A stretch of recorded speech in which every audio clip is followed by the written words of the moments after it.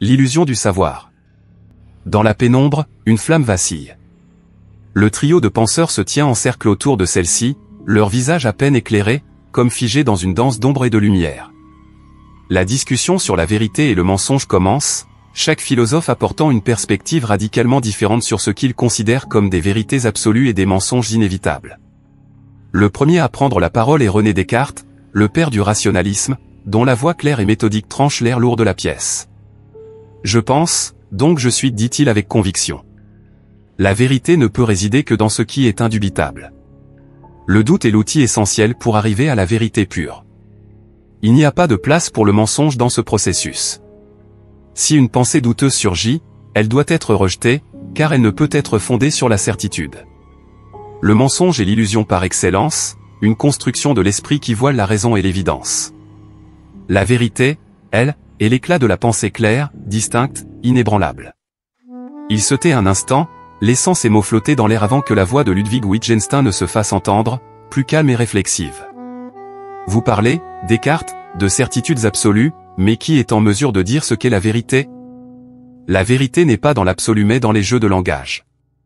Le mensonge, dans ce cas, devient une question de contexte, une manipulation des règles du langage pour masquer une autre réalité.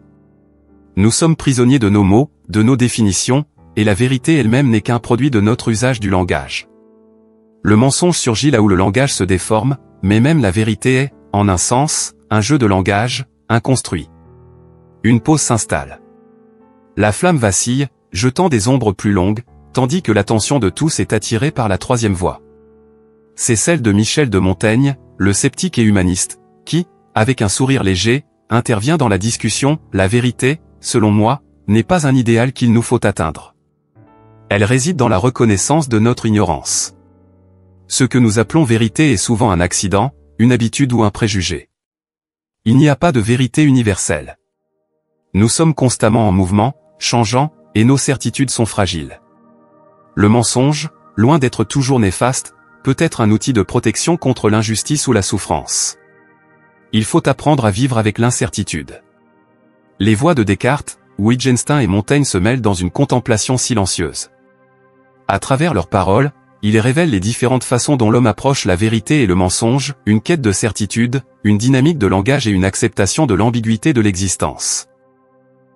Dans cette pièce sombre, sous la lueur vacillante de la flamme, il devient évident que la vérité n'est pas un concept fixe et le mensonge n'est pas simplement une déviation morale, mais un phénomène complexe et nuancé. Merci infiniment d'avoir regardé cette vidéo jusqu'à la fin. Si vous êtes passionné par les grands penseurs et que la philosophie fait vibrer votre esprit, abonnez-vous à la chaîne pour découvrir encore plus de réflexions captivantes. Ensemble, continuons à explorer les vérités, les idées et les mystères du monde.